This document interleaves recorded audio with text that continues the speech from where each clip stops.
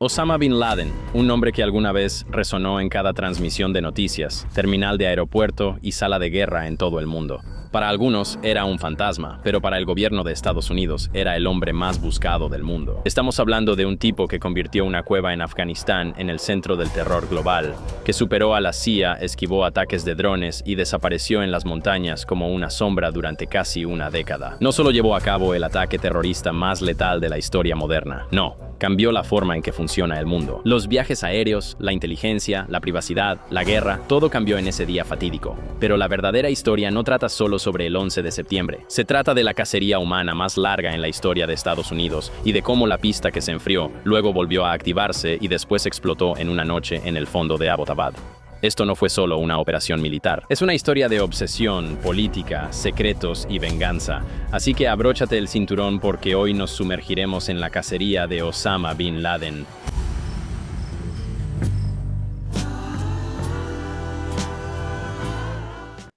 ¿Qué tal, gente? Bienvenidos de nuevo al campamento. Solo quiero mandar un gran saludo a todos los que han estado escuchando el podcast. Actualmente estamos en el lugar 24 del mundo, o de América, o del mundo, en la lista de Spotify. Así que muchas gracias a todos ustedes. Mi nombre es Mark Gagnon. Bienvenidos a mi tienda de campaña. Aquí es donde exploramos las cosas más interesantes y fascinantes de todo el mundo. Cristos, ¿cómo estás? Muy bien, perfecto.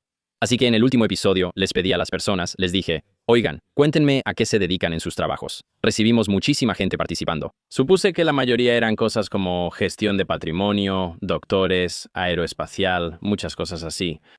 Y Cristos, ¿tú qué dirías? ¿Eso era más o menos lo que había? Salieron muchos trabajadores de fábrica. Está bien, eso es, quiero decir, un saludo para los chicos de la fábrica. ¿Sabes a lo que me refiero? Aquí todos certificados para manejar montacargas.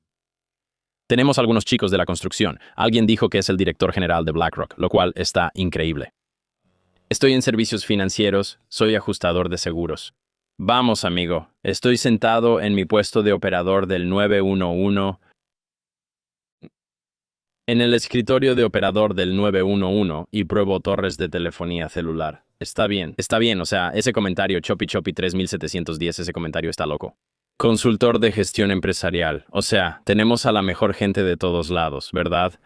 Algunos de ellos no deberían estar escuchando. Sí, algunos, o sea, hagan su trabajo, ¿no? Muchos de estos tipos deberían volver a trabajar y dejar de escuchar. Pero para toda la gente que, ya sabes, puede, ya sabes, o sea, Dios no lo quiera, alguien diga, soy dentista. Yo diría, amigo, haz tu trabajo. No quiero dentistas escuchando. Está bien, esto no es para dentistas. Pero sí, esto es genial. Me gusta ver, o sea, el reciclaje de materiales. Me gusta escuchar a todo tipo de personas diferentes. Tenemos un zapatero ortopédico en Alemania. Somos globales. Estamos aquí afuera, claro. Estamos en una tienda de campaña, ok, en medio de los Adirondacks, pero somos globales, amigo. Todos acampan. Todo el mundo está acampando últimamente. Eso de verdad me alegra el corazón. Así que no importa si eres, ya sabes, un obrero de fábrica, o un dentista, o, no sé, tal vez eres policía, tal vez eres un inmigrante ilegal. No me importa lo que seas. Está bien. Solo quiero darles las gracias a todos por escuchar, por sintonizar y por ser parte de esto. Pero hoy no quiero desviarme. Está bien. Hay un documental en Netflix que me ha cautivado a mí y al mundo.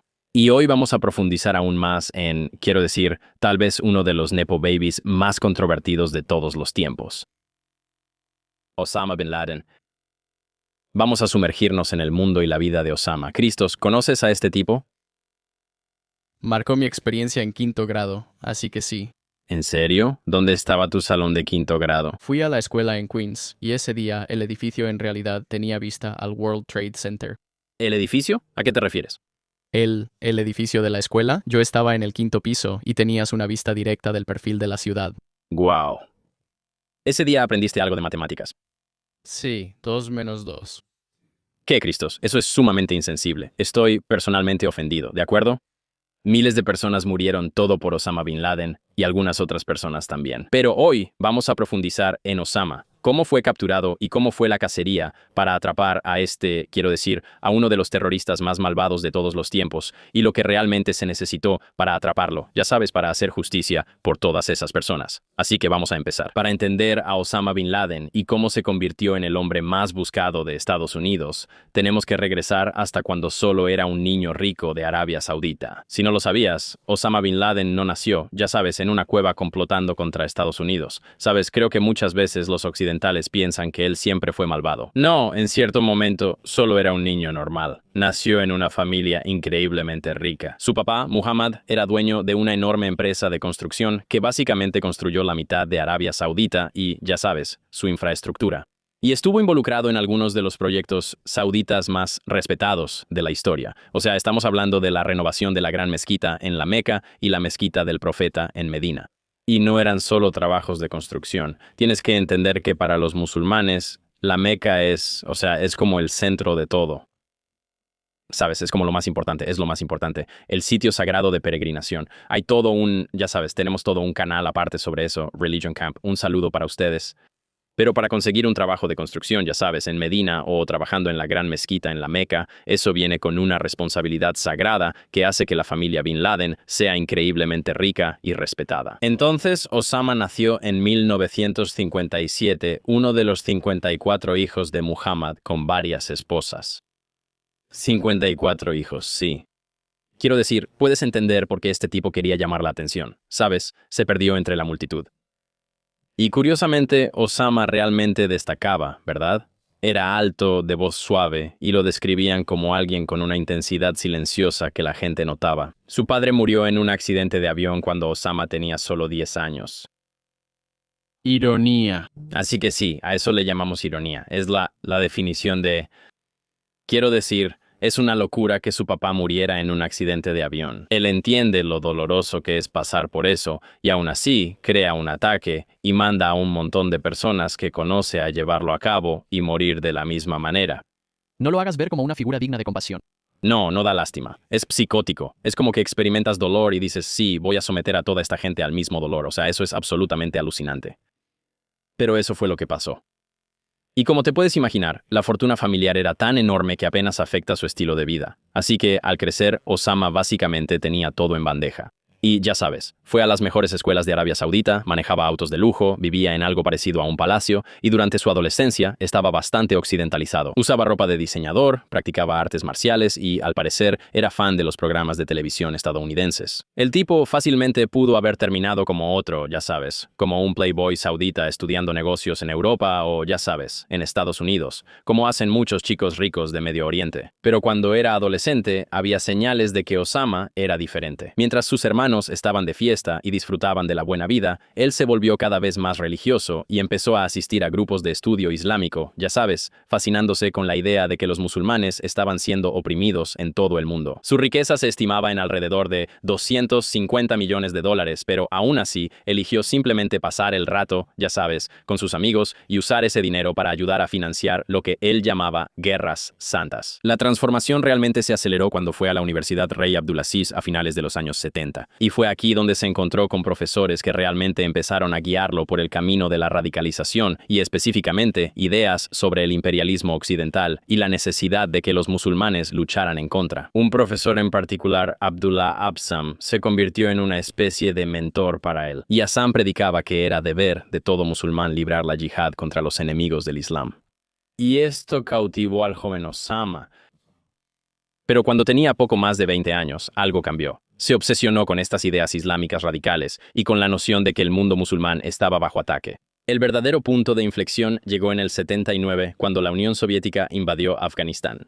Bin Laden vio esto como su llamado.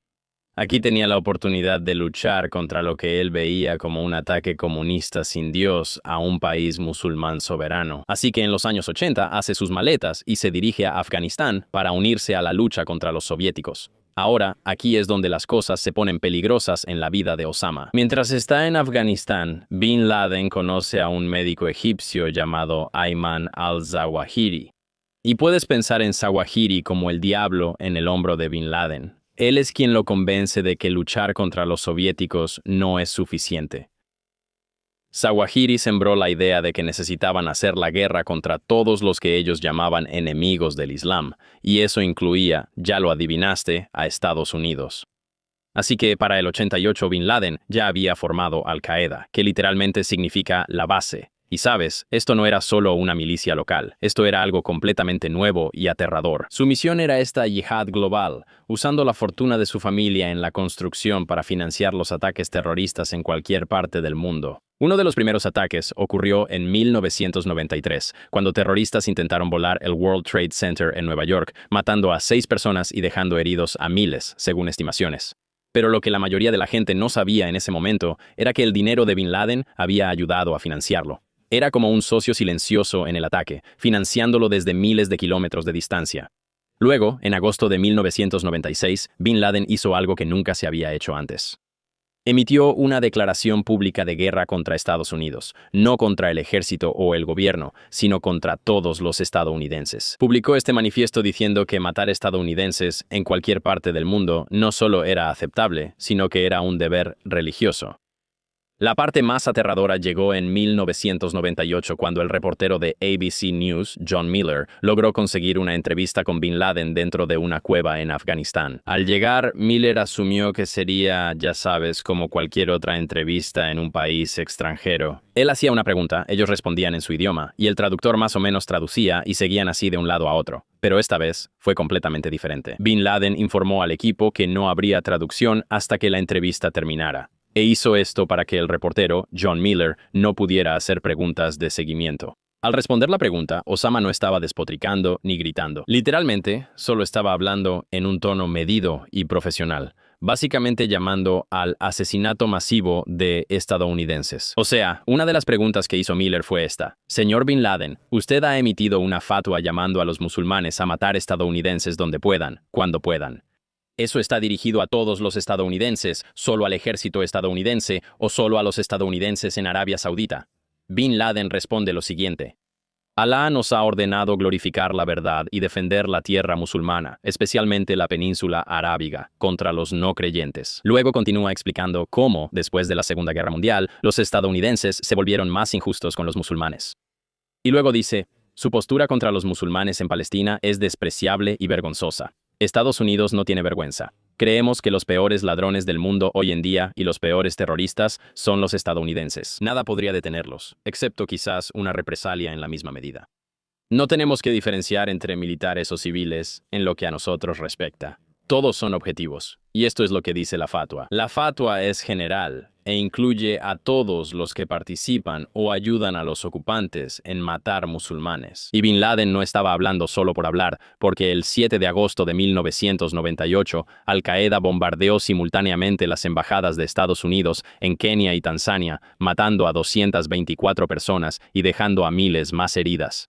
Ni siquiera eran objetivos militares, eran edificios diplomáticos en el corazón de las capitales africanas. La mayoría de las víctimas ni siquiera eran estadounidenses. Eran trabajadores locales, guardias y literalmente solo personas que pasaban por ahí. Y esto enfureció a Clinton. Obviamente, Bill Clinton era el presidente en ese momento. Y en menos de 2 semanas, Estados Unidos lanzó la operación Alcance Infinito. Y aquí es donde el ejército lanzó misiles de crucero para atacar los campos de entrenamiento de Bin Laden en Afganistán.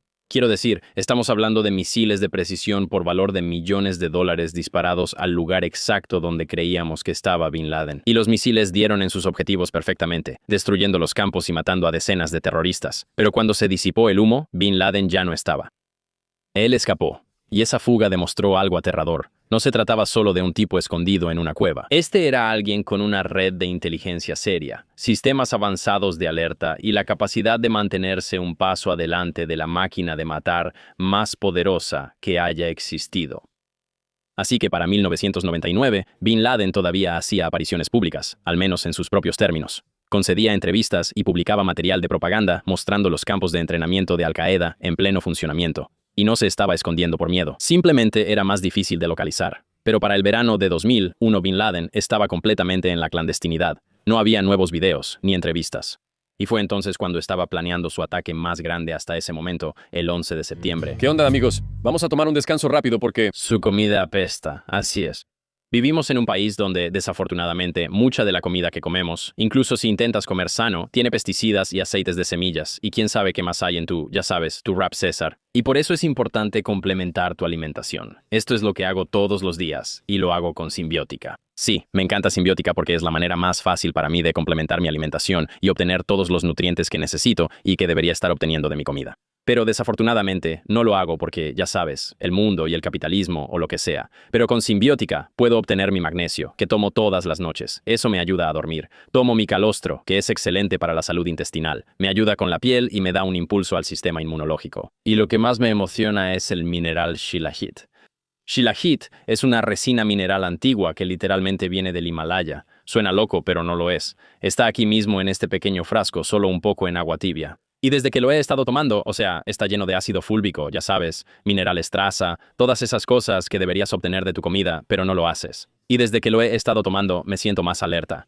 Mi energía es más constante y estable. Ya no busco el tercer café. En cambio, el Shilajit me mantiene concentrado. Otra cosa que me encanta de Simbiótica es que, en vez de tomar un montón de pastillas y que la gente te vea como un loco, en realidad se ponen curiosos. Te ven tomando este increíble sobrecito de gel líquido que sabe delicioso y te preguntan, ¿qué es eso?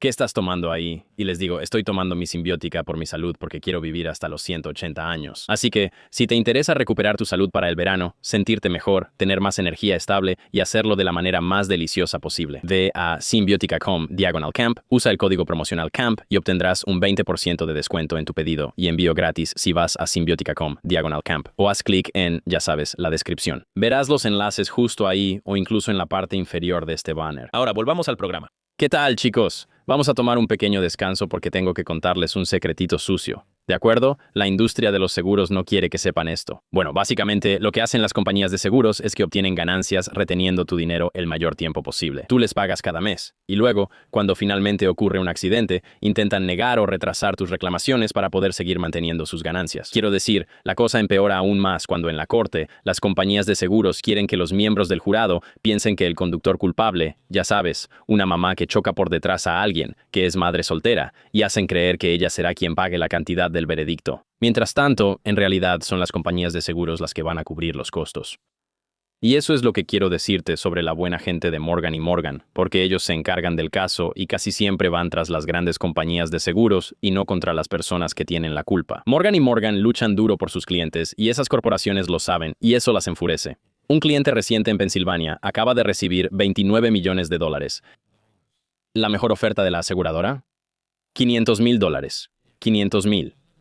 Hay otro cliente en Florida que recibió $20 millones y la última oferta de la compañía de seguros fue de $0. Hay una razón por la que Morgan & Morgan es el bufete de abogados de lesiones personales más grande de Estados Unidos. Así que si alguna vez sufres una lesión o estás tratando con una compañía de seguros que no quiere pagar lo que te corresponde, puedes ir a consultar a Morgan & Morgan. Así es. Contratar al bufete de abogados equivocado puede ser desastroso y contratar al bufete correcto podría, ya sabes, significar un aumento grande y sustancial en tu compensación. Y Morgan & Morgan hace que sea muy fácil empezar. No cobran honorarios a menos que ganen. Literalmente no hay ningún riesgo. A menos que ganen tu caso, no pagas ni un centavo. Y con Morgan & Morgan nunca ha sido más fácil. Te lo digo. Solo tienes que ir a forthepeople.com. Así es, forthepeople.com. Y usar el código GAGNÓN o marcar la tecla numeral ley. Eso es numeral 529.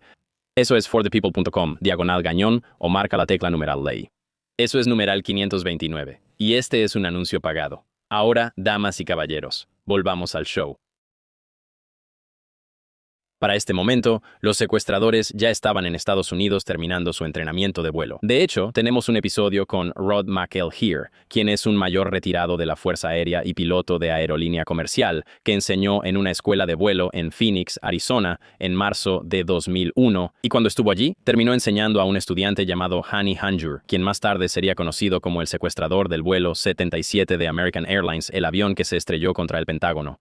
McElheer nos dijo que las habilidades de vuelo de Hanjour eran tan malas, tan cuestionables, que tanto él como la escuela reportaron sus preocupaciones a la FAA. Pero desafortunadamente no pasó nada, no hubo investigación, solo un seguimiento mínimo y básicamente solo silencio. Y luego, en la mañana del 11 de septiembre de 2001, la mayoría de los estadounidenses estaban, ya sabes, comenzando otro martes ordinario. La gente estaba dejando a sus hijos en la escuela, tomando café, revisando el correo, cosas normales que todos hacemos sin pensarlo. Y nadie tenía idea de que estaban a punto de presenciar el momento que lo cambiaría todo. A las 8:46 a.m., el vuelo 11 de American Airlines se estrelló contra la torre norte del World Trade Center, y al principio todos pensaron que era algún tipo de accidente extraño. Tal vez el piloto tuvo una emergencia médica o hubo, ya sabes, un problema con el clima. Quizá hubo una falla grave en el equipo. Pero a las 9:03, con las cámaras ya grabando y millones de personas viéndolo en vivo por televisión, el vuelo 175 de United Airlines se estrelló contra la Torre Sur. Y en ese instante, todas las personas que estaban viendo supieron que esto no era un accidente. Estados Unidos estaba siendo atacado. Quiero decir, piensa en cómo debió sentirse eso. La verdad, yo no lo recuerdo en absoluto. Pero en un momento piensas, ¿qué es esto? Noticias de última hora sobre un terrible accidente. Y al siguiente momento, estás viendo cómo atacan a tu país en tiempo real. Personas en oficinas, escuelas, casas en todo Estados Unidos simplemente se quedaron ahí, en shock, tratando de procesar lo imposible. Y a las 9:37 a.m., el vuelo 77 ya había impactado contra el Pentágono. Y poco después, el vuelo 93 se estrelló en un campo en Pensilvania, después de que los pasajeros valientemente lucharon contra los secuestradores. En menos de 2 horas, casi 3.000 personas habían muerto. Las Torres Gemelas se habían derrumbado. Y Estados Unidos se dio cuenta de que no era tan seguro como siempre creímos. Pero esto es lo que la mayoría de la gente no sabía en ese momento. Mientras el resto del país intentaba averiguar qué estaba pasando, la CIA ya estaba identificando a los responsables. Así que, en lo más profundo de la sede de la CIA en Langley, Virginia, hay un búnker ultraseguro llamado La Bóveda, donde un analista de inteligencia monitorea amenazas las 24 horas del día. En el momento en que el segundo avión impactó, el director de la CIA, George Tenet, observó la magnitud, la coordinación, los objetivos, y dijo algo que resultaría ser exactamente correcto. Esto lleva la firma de Bin Laden por todos lados. Y no fue solo una suposición afortunada. Recuerda, la CIA había estado siguiendo a Bin Laden durante años. Conocían sus métodos, su obsesión con los ataques espectaculares y su odio hacia los símbolos estadounidenses de poder. Ahora, en este momento, como la mayoría de ustedes probablemente sabe, el presidente Bush está en una escuela primaria hablando con los estudiantes. Pero lo que algunas personas quizás no sepan es que en realidad le informaron que el primer avión se había estrellado antes de que él entrara al salón de clases. Pero en ese momento, nadie asumió que se trataba de un ataque terrorista. Así que cuando el jefe de gabinete, Andrew Card, le dijo que un segundo avión había impactado la segunda torre, que Estados Unidos estaba bajo ataque, las cosas estaban a punto de salirse de control. Ese día, Estados Unidos declaró oficialmente la guerra contra el terrorismo. Pero para personas como Cofer Black, el director de contraterrorismo de la CIA, la guerra ya llevaba años en marcha. Simplemente se convirtió también en un problema de Estados Unidos. Cofer Black era el encargado de cazar a los responsables del 11 de septiembre. Si lo vieras en una tienda de abarrotes, probablemente pensarías que es solo, ya sabes, un tipo normal. Pero este hombre pasó toda su carrera persiguiendo terroristas. Y el 11 de septiembre hizo que todo se volviera sumamente personal. Cuando Black recibió sus órdenes del presidente Bush, él se dio la vuelta y dio sus propias órdenes a los agentes de la CIA en todo el mundo. Sus palabras exactas fueron: "No quiero que Bin Laden y sus matones sean capturados. Los quiero muertos. Quiero ver fotos de sus cabezas en estacas. Quiero que la cabeza de Bin Laden sea enviada de regreso en una caja llena de hielo seco". Ahora, eso podría sonar como algo sacado de una película de acción, pero él no solo estaba, ya sabes, tratando de ser dramático. Este era un oficial de inteligencia de carrera que acababa de ver morir a 3.000 estadounidenses y quería justicia. O sea, con razón o sin ella, estaba furioso y quería venganza. Más importante aún, quería asegurarse de que esto nunca volviera a suceder. Así que la estrategia de Black era casi perfecta: rodear Afganistán con bases secretas de la CIA y cazar a Bin Laden desde todas las direcciones. Imagínalo como la red de un gigante, ya sabes, que se va cerrando lentamente. Él quería equipos de la CIA en toda la región: Pakistán, Uzbekistán, Tayikistán, básicamente en todos los países alrededor de la frontera de Afganistán que terminan en Istán. El objetivo era acercarse lo más posible a Bin Laden y capturarlo o matarlo. Así que, para octubre de 2001, Estados Unidos ya había empezado a bombardear a los talibanes en Afganistán. Pero esto no era una invasión militar típica con tanques y enormes tropas, ya sabes. La CIA estaba liderando el ataque con algo mucho más efectivo: dinero en efectivo, contante y sonante. Los agentes de la CIA literalmente entraban a Afganistán con bolsas de lona llenas de dinero para comprar la lealtad de los señores de la guerra locales. Gary Bernstein, uno de los oficiales de la CIA en el terreno, admitió que llevaba alrededor de 11 millones en un baúl de hule, haciendo pagos cada vez que necesitaba cooperación. Piensa en lo increíblemente efectivo que fue eso. Los señores de la guerra afganos, que habían estado luchando entre sí durante décadas, de repente empezaron a trabajar juntos contra los talibanes, todo porque la CIA les estaba dando cheques. Era como una operación independiente completamente loca. En vez de contratar soldados, simplemente estaban comprando ejércitos enteros. La Alianza del Norte, que apenas sobrevivía frente a las fuerzas talibanes, de repente tenía nuevas armas, nuevos fondos y, ya sabes, algunos nuevos amigos con bombas mucho más grandes. Y de regreso en la sede de la CIA, también estaban desplegando algo completamente revolucionario: drones armados. Antes del 11 de septiembre, estos drones Predator solo eran cámaras voladoras usadas para vigilancia. Pero después de los ataques, la CIA les montó misiles Hellfire y los convirtió en armas controladas a distancia. Era una forma de guerra que nadie había visto antes, mortalmente precisa, pero completamente alejada del campo de batalla. Prácticamente como un videojuego, pero con consecuencias reales. Quiero decir, ya sabes, a estas alturas la gente está familiarizada con la guerra con drones y cómo se está usando en la frontera entre Ucrania y Rusia.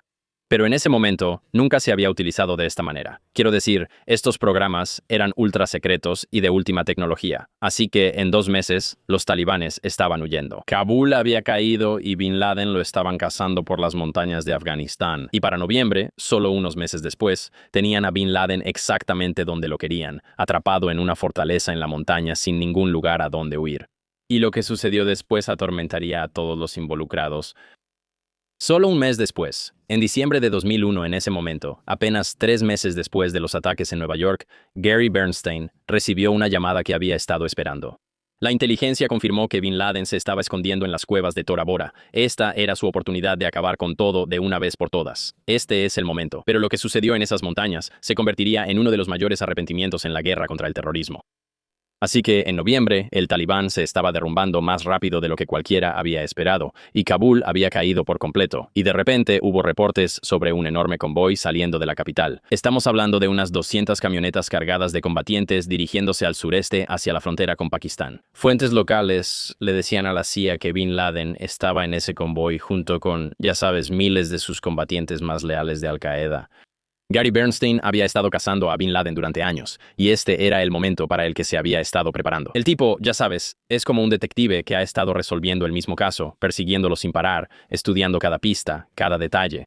Así que Bernstein inmediatamente reunió a un equipo y se dirigió a uno de los territorios más peligrosos del mundo. El convoy se dirigía hacia Tora Bora, que literalmente significa cueva negra en el idioma local.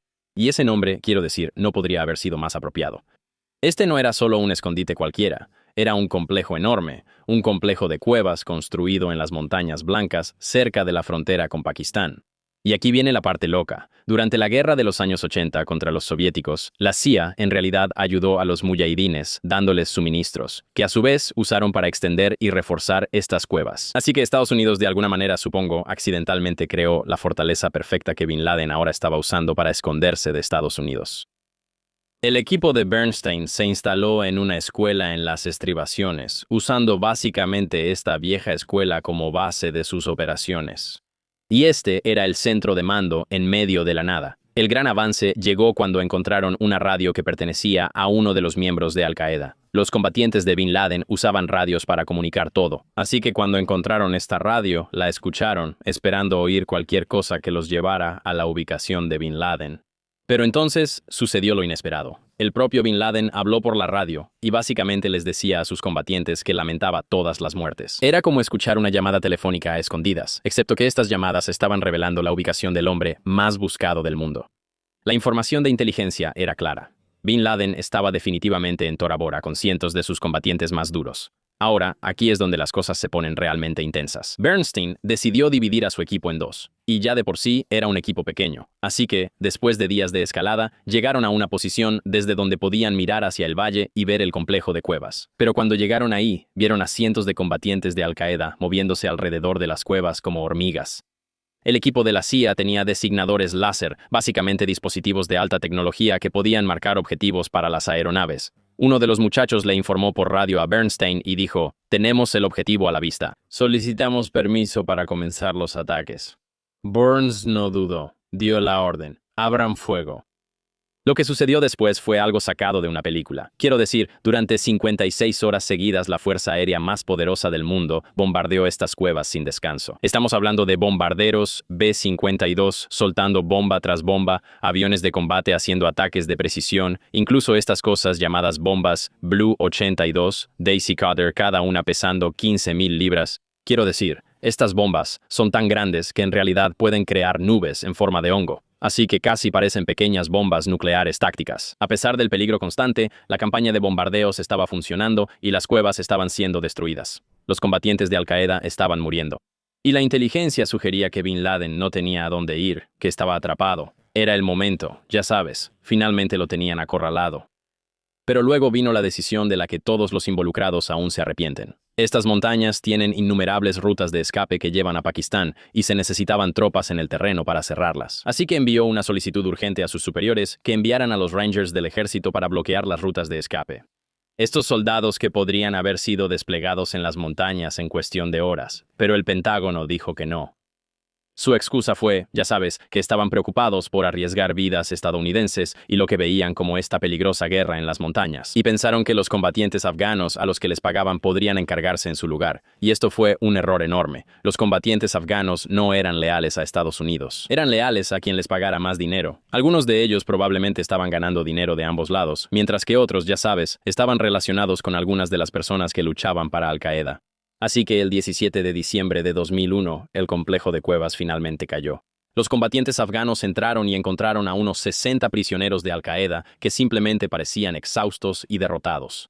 Y registraron cada cueva, cada túnel, cada escondite que pudieron encontrar. Pero Bin Laden ya no estaba. De alguna manera, mientras el ejército más poderoso del mundo le lanzaba bombas durante 2 días y medio seguidos, Osama se escapó. La frontera con Pakistán estaba a solo unos kilómetros y nadie la vigilaba. Así que lo más probable es que literalmente solo caminó hacia la libertad, mientras aviones estadounidenses sobrevolaban la zona. Gary Bernstein dijo después que esas podrían ser las palabras más inquietantes en la guerra contra el terrorismo. Pudimos haber terminado todo ahí. Piensa en eso. Si el Pentágono solo hubiera enviado a esos Rangers, si hubieran sellado las rutas de escape, toda la historia del terrorismo y de esta guerra habría sido completamente diferente. En lugar de una persecución de una década, se habría hecho justicia rápidamente por los atentados del 11 de septiembre solo unos meses después, pero eso no fue lo que pasó. Bin Laden escapó y la cacería tuvo que empezar de nuevo desde cero. Pero ahora, él sabía exactamente cómo Estados Unidos lo cazaba y iba a ser mucho más cuidadoso. Durante los siguientes años, Bin Laden parecía haberse desvanecido en el aire, pero la CIA nunca dejó de buscarlo, y durante este tiempo descubrieron algo aterrador. Al-Qaeda se estaba volviendo más fuerte, no más débil. Después de Tora Bora, era como si Bin Laden hubiera desaparecido de la faz de la Tierra. No había avistamientos confirmados, ni inteligencia confiable, nada. Durante meses, la gente en la comunidad de inteligencia empezó a preguntarse si tal vez él había muerto en esas cuevas después de todo. Pero luego, en 2002, empezaron a aparecer nuevos mensajes en video en Al Jazeera y otras cadenas de noticias del Medio Oriente. Ahí estaba Bin Laden, muy vivo, sentado frente a una cámara hablando sobre eventos recientes que demostraban que esas grabaciones eran recientes. Lo que lo hacía aún peor era que estos no eran solo videos de propaganda, eran pruebas de que Al-Qaeda se estaba propagando como un virus. Mientras Estados Unidos estaba enfocado en Afganistán y luego en Irak, la organización de Bin Laden estaba estableciéndose en todas partes. Europa, el sudeste asiático, el norte de África. Era una locura. Cada vez que atacabas un lugar, aparecían 3 más en otro lado.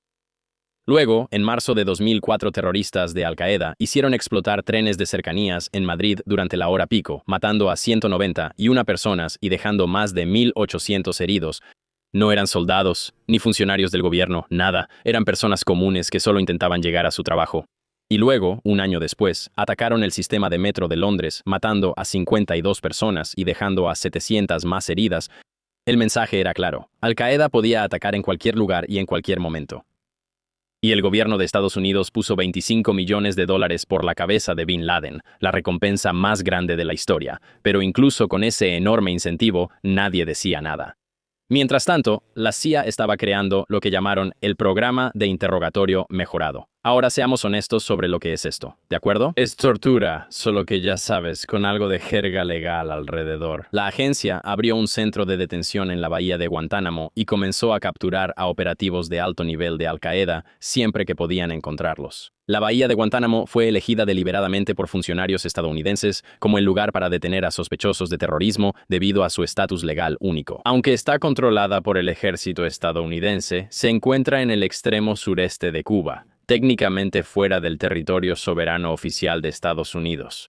Y esta zona gris legal significa que va a ocurrir algo de tortura. Literalmente. O sea, significa que a los detenidos no se les otorgarían todas las protecciones de la Constitución de Estados Unidos ni la supervisión típica de los tribunales estadounidenses. Y esto permitió que los interrogadores usaran técnicas mejoradas que habrían sido ilegales en territorio estadounidense.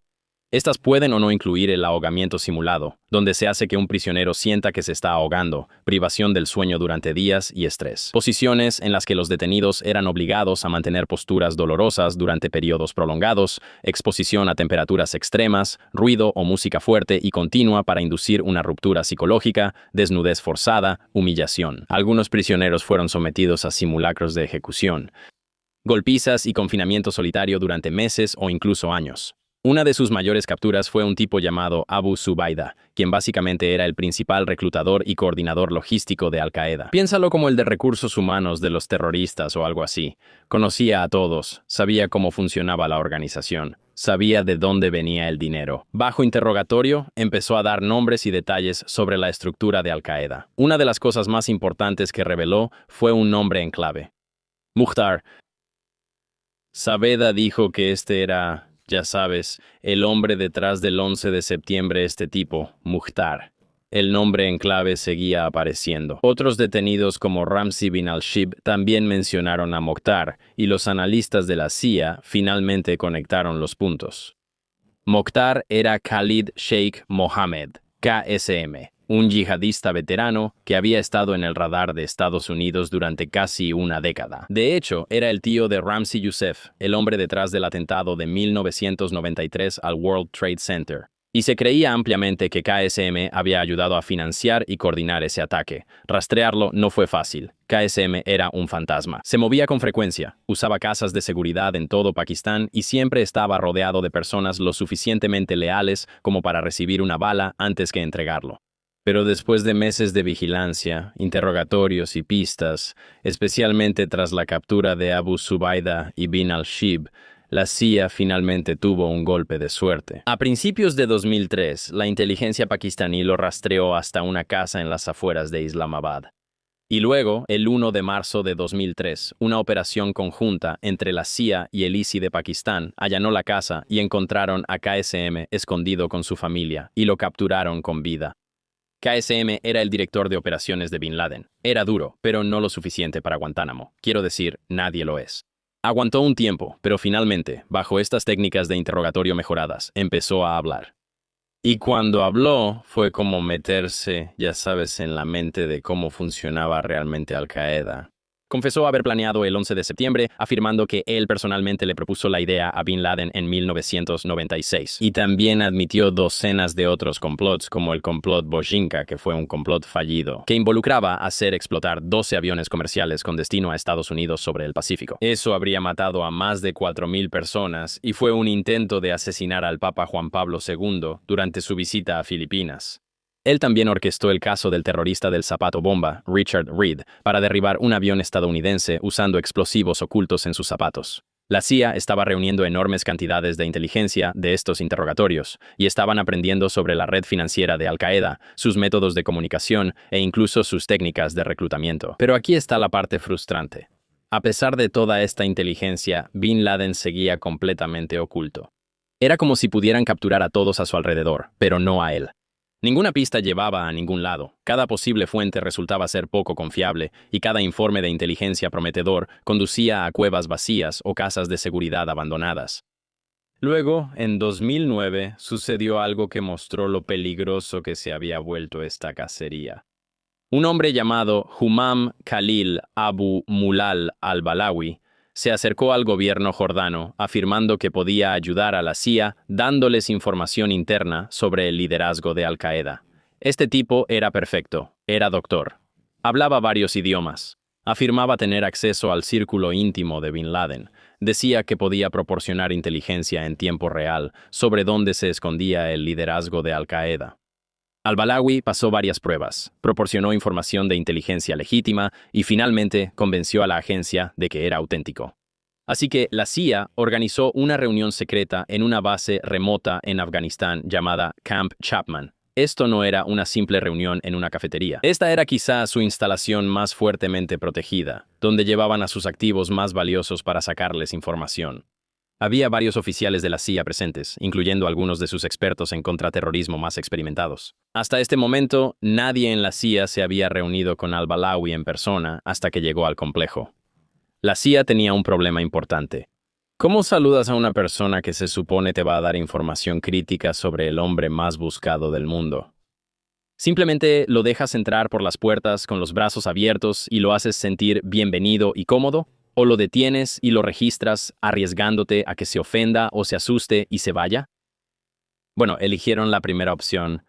No lo registraron, y cuando al-Balawi llegó a la base, lo dejaron pasar sin pensarlo dos veces.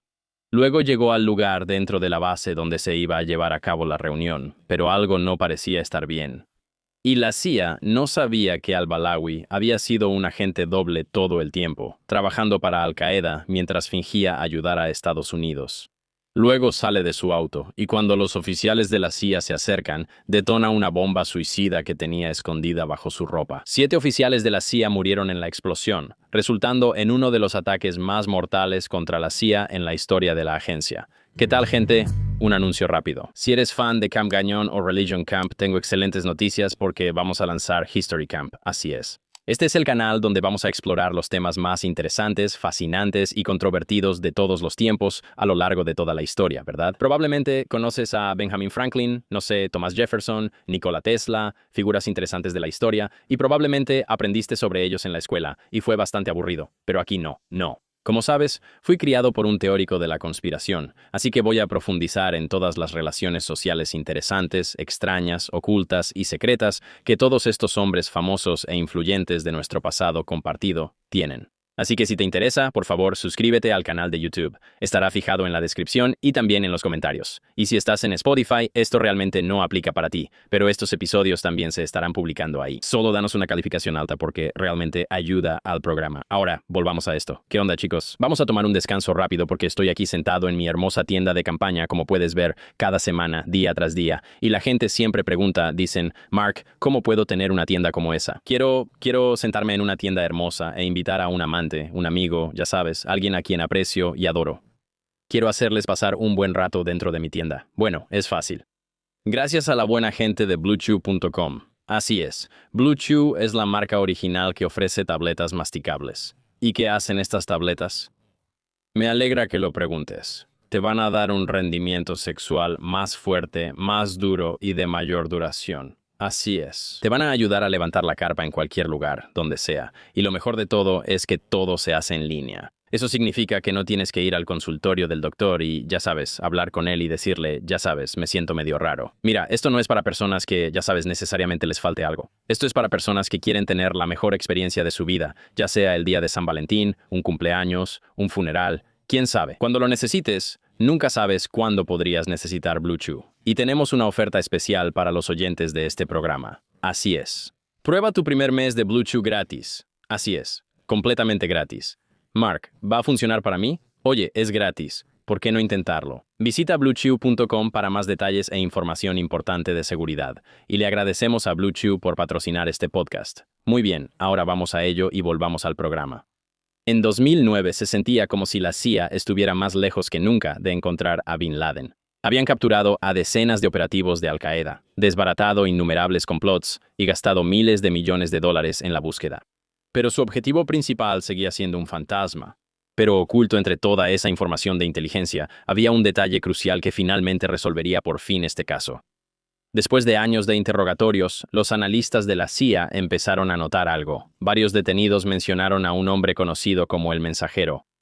Nadie tenía un nombre real, solo referencias vagas. Pero el Mensajero seguía apareciendo, siempre descrito como alguien cercano a Bin Laden y completamente fuera del radar. Cuando le preguntaron a KSM sobre este Mensajero, lo desestimó. Dijo que ese tipo no era importante. Y eso fue una enorme señal de alerta. KSM había estado dispuesto a hablar de muchas otras personas. Entonces, ¿por qué restarle importancia a este? La CIA pensó que si KSM estaba mintiendo, ese Mensajero podría ser la clave. Y sus sospechas básicamente se confirmaron cuando escucharon a KSM decirles a otros reclusos que no hablaran sobre el Mensajero.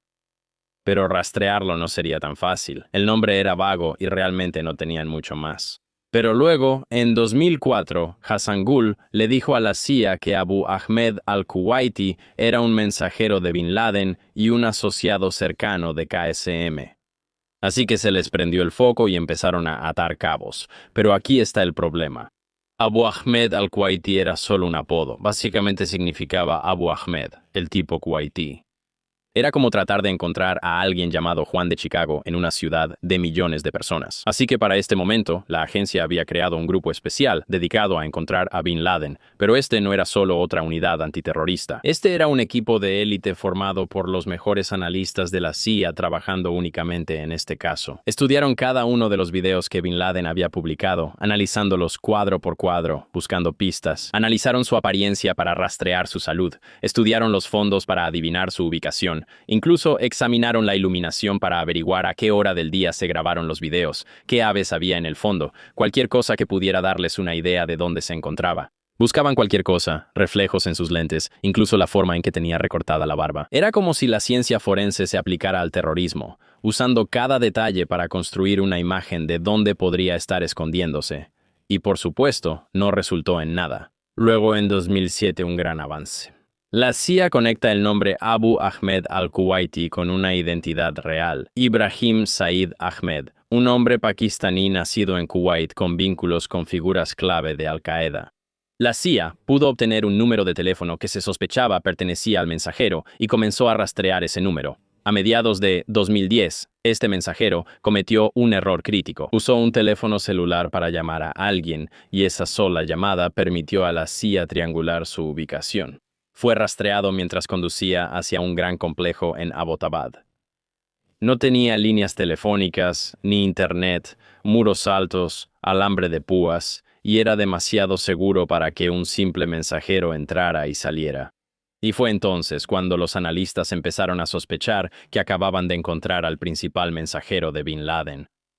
La CIA empezó a vigilar este complejo las 24 horas del día usando vigilancia satelital, y notaron que parecían vivir ahí varias familias. La familia del mensajero, otra familia que podría ser del hermano del mensajero, y luego una tercera familia que vivía en el tercer piso de la casa principal. Y aquí es donde se pone loco. Los analistas notaron que alguien del tercer piso salía al jardín todos los días y caminaba para hacer ejercicio. A esta persona la llamaban el caminante porque solo caminaba de un lado a otro, como si estuviera en el patio de una prisión. Pero el caminante nunca salía del complejo. Las otras familias sí salían. Las otras dos familias se iban, pero esa tercera familia nunca salía. Y este caminante solo iba de un lado a otro. Y en meses de vigilancia nunca lo vieron ir al mercado, visitar a los vecinos, ni hacer ninguna de las cosas normales que esperarías que la gente hiciera. Era como si se estuviera escondiendo en su propia prisión. La CIA se obsesionó con descubrir quién era este caminante. Estudiaron fotos satelitales, midieron las sombras y usaron programas de computadora sofisticados para estimar su altura y complexión. Basándose en la longitud de su sombra, calcularon que el hombre, el caminante, medía aproximadamente 1,96 m. ¿Y sabes qué altura se estimaba que tenía Osama Bin Laden? ¿1,96 m?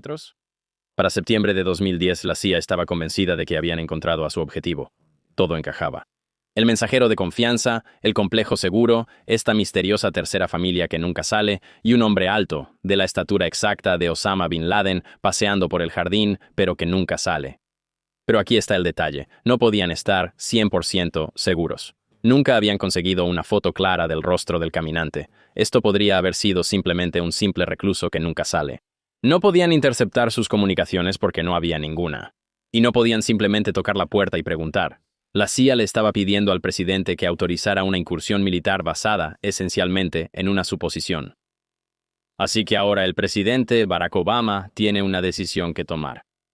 Pero había otro problema. La misión violaría el espacio aéreo pakistaní y podría destruir la relación de Estados Unidos con un aliado armado con armas nucleares. El Pentágono sabía que tenían que estar preparados, así que reunieron al equipo definitivo para el trabajo, el equipo 6 de los SEAL. Estos no eran simplemente SEALs regulares de la Marina, son la élite absoluta, los tipos a los que llaman cuando el Pentágono necesita que algo imposible se haga en secreto. Una vez que eligieron al equipo, la CIA sabía que tenían que estar absolutamente preparados para cualquier posible escenario, así que hicieron algo que parece sacado de una película de espías. Construyeron una réplica exacta del complejo de Abbottabad en un lugar secreto en Carolina del Norte. Estamos hablando de un modelo a escala real, pero había un detalle. El diseño interior era completamente desconocido. Nunca consiguieron una foto del interior. Estaba completamente amurallado. Pero, por suerte para los SEALs, el complejo de entrenamiento era modular, así que el interior era un escenario nuevo cada vez que los SEALs recorrían el curso. Piensa en eso. Un día hay una pared con una cocina y un dormitorio, y de repente todo cambia y ahora es una sala y un baño. Y así, constantemente reciben algo nuevo en cada edificio al que entran. Es el mismo diseño, pero el interior es completamente diferente. Así que durante semanas, los SEALs estuvieron practicando esta misión una y otra vez en la réplica del complejo. Ensayaron cada escenario. ¿Y si Bin Laden no está ahí? ¿Y si estaba ahí pero no se rinde? ¿Y si el gobierno o el ejército pakistaní aparece en medio de la noche y hace su propia redada? ¿Y si el helicóptero se estrella? Y ensayaron cada posibilidad hasta que podían ejecutar la misión con los ojos cerrados. Pero incluso con toda esa preparación, la decisión de si realmente lanzar la misión estaba dividiendo a la Casa Blanca. De marzo a abril, el debate se intensificó entre los asesores de Obama. Algunos solo querían bombardear el complejo con un ataque de dron, Pew. Solo eliminarlo. Sería más seguro, más limpio y no pondría en riesgo vidas estadounidenses. Otros argumentaban que la inteligencia no era lo suficientemente sólida como para justificar cualquier acción. ¿Y si están equivocados? ¿Y si el gobierno de Estados Unidos simplemente hace una redada y mata a un montón de familias pakistaníes inocentes basándose en una suposición? El secretario de Defensa, Robert Gates, e incluso Joe Biden estaban en contra de la redada. Pensaban que era demasiado arriesgado y que podría dañar permanentemente la relación de Estados Unidos con Pakistán, instando a Obama a no actuar hasta que tuviéramos más información. Después de semanas de debate, Obama tomó la decisión. En una reunión con su equipo de seguridad nacional, miró alrededor de la sala y dijo, «Adelante». Así que finalmente, el 1 de mayo de 2011, alrededor de las 11 de la noche, hora local, 2 helicópteros Black Hawk modificados despegaron de una base en Afganistán y se dirigieron hacia Pakistán. Y estos no eran helicópteros ordinarios, eran aeronaves furtivas nunca antes vistas, diseñadas para ser casi invisibles al radar. Una de las partes más locas de esta misión viene de un tipo llamado Soheb Athar, quien estaba tuiteando en vivo lo que pensó que era solo una actividad inusual de helicópteros y un fuerte estruendo. Publicó cosas como helicópteros suspendidos sobre Abbottabad a la 1 de la madrugada. Es un evento raro. No tenía idea de que accidentalmente estaba proporcionando comentarios en tiempo real sobre una de las operaciones militares más importantes de la historia. El plan era que ambos helicópteros se mantuvieran suspendidos sobre el complejo, mientras los SEAL descendían rápidamente por cuerdas hasta la azotea. Pero cuando el primer helicóptero se acercó, algo salió mal. Uno de los helicópteros empezó a perder sustentación y aterrizó de emergencia dentro de los muros del complejo. Afortunadamente, el equipo se había preparado exactamente para este escenario, pero no para esta multitud de ciudadanos que estaban curiosos por saber qué había sido esa enorme explosión. Quiero decir, imagina que esta ciudad de Abbottabad es solo una ciudad común y corriente en Pakistán. Ya sabes, podría ser como Toledo, Ohio. E imagina que en medio de la noche escuchas una explosión enorme. Te preguntas, ¿qué está pasando? Así que ahora la gente se está reuniendo afuera del complejo, lo que hace que uno de los miembros salga y los distraiga, diciéndoles que fue un ejercicio militar. El segundo helicóptero aterriza fuera de los muros del complejo, y los SEALs comienzan a buscar una entrada. Ellos creyeron que algo había pasado, tal vez que el primer helicóptero había sido derribado, así que decidieron aterrizar más lejos y en un lugar más seguro, e intentar entrar desde afuera. Colocaron una carga para abrir lo que pensaban que era una puerta, pero cuando la carga explotó, no pasó nada. Entonces, se dieron cuenta de que era una puerta falsa. Algunos del equipo empezaron a pensar que la habían arruinado por completo. Estrellaron un helicóptero. Están afuera del complejo. Derribaron la puerta equivocada. Pero luego se dieron cuenta de que no. Este era exactamente el lugar correcto. Digo, ¿qué tipo normal pone una puerta falsa en su complejo? Y eso significa que Osama Bin Laden definitivamente está adentro. Y una vez dentro, limpiaron el complejo habitación por habitación. En el primer piso había un mensajero y su esposa. Al entrar en la habitación, la esposa del mensajero saltó frente a él tratando de protegerlo, así que los SEALs dispararon tanto a la esposa como al mensajero. Luego suben las escaleras y comienzan a abrir puertas cerradas. El que iba al frente ve a Khalid Bin Laden, el hijo de Bin Laden. Él salta detrás de una barandilla tratando de esconderse. El que iba al frente entonces comenzó a hablarle a Khalid diciendo, ven aquí, en 2 idiomas diferentes, tratando de confundirlo. Y funcionó. Khalid asomó la cabeza por la esquina y le dispararon y lo mataron. Ahora han subido al tercer piso y van dejando hombres para revisar cada habitación. En este punto, solo queda Robert O'Neill como el segundo hombre, lo que significa que básicamente está cubriendo la espalda del primero y solo quedan ellos dos. Cuando llegan a la cima de las escaleras, el hombre al frente nota sombras moviéndose detrás de una cortina y le dice a Robert que puede haber un atacante suicida frente a ellos, así que necesitan actuar rápido. Luego atraviesan las cortinas y el hombre al frente derriba a un presunto atacante suicida, dispuesto a recibir la explosión para proteger a Robert. Cuando Roberto gira la cabeza, no ve una explosión. Ve a Osama Bin Laden parado a menos de 1 metro frente a él. Así que levanta su arma, dispara y todo terminó. La casa de Osama había terminado. Pero la misión no había terminado. O sea, todavía estaban dentro de un complejo con una multitud de personas afuera y potencialmente más atacantes suicidas dentro de la casa. El equipo tenía que salir y tenían que llevarse el cuerpo de Osama con ellos. La llamada por radio que se transmitió fue simple pero histórica. Por Dios y por la patria, Jerónimo, Jerónimo, Equia o Equia. En lenguaje militar, eso básicamente significa enemigo muerto en acción. Y Jerónimo es el nombre en clave para Osama Bin Laden. Después de casi 10 años de búsqueda, Osama Bin Laden estaba muerto. Pero los SEALs tenían que confirmar sin lugar a dudas que habían matado a la persona correcta. Tomaron fotografías, midieron el cuerpo y recolectaron muestras de ADN. También reunieron toda la información de inteligencia que pudieron encontrar en el complejo. Discos duros, documentos, videos, cualquier cosa que pudiera revelar los planes futuros de Al-Qaeda. El helicóptero dañado que se había estrellado no podía volar de regreso a Afganistán, así que los SEALs tuvieron que destruirlo con explosivos para evitar que Pakistán tuviera acceso a la tecnología furtiva. Luego cargaron el cuerpo de Bin Laden y toda la información de inteligencia en el helicóptero restante y regresaron a la base. Pero ocurrió un último problema en el camino de regreso. El ejército pakistaní había sido alertado debido a todo el alboroto, así que enviaron aviones de combate para evaluar la situación. Pero el ejército estadounidense ya había salido del complejo, así que el ejército pakistaní siguió al helicóptero hasta la frontera antes de dar la vuelta. Al llegar, confirmaron el ADN de Bin Laden en cuestión de horas. Después de una década de pistas falsas y oportunidades perdidas, finalmente habían capturado al hombre que buscaban. ¿Pero qué haces con el cadáver del hombre más buscado del mundo? Bueno, siguiendo la ley islámica, el cuerpo de Bin Laden fue enterrado en menos de 24 horas.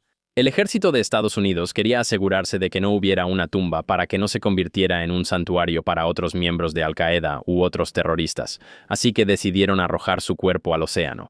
Se realizó una ceremonia religiosa en el USS Carl Vinson y luego el cuerpo lastrado fue bajado al norte del mar Arábigo. Esa noche, el presidente Obama se dirigió a la nación desde la Casa Blanca.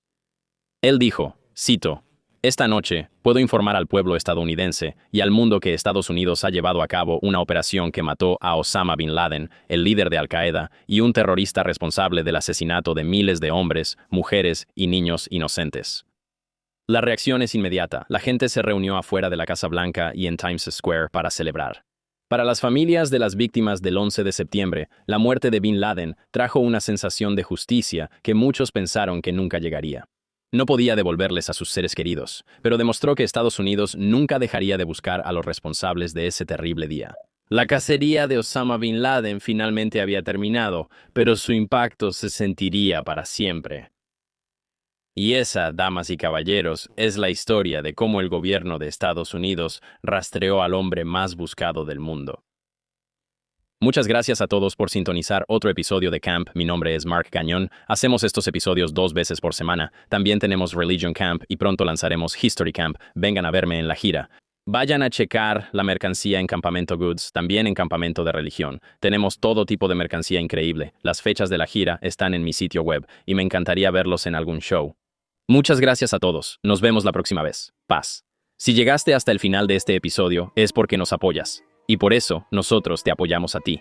Eres sofisticado. Disfrutas de una comunicación honesta y verdadera. Eres el tipo de persona culta que entiende esto. La historia no son solo fechas y nombres. Es un tapiz de triunfos y tragedias humanas.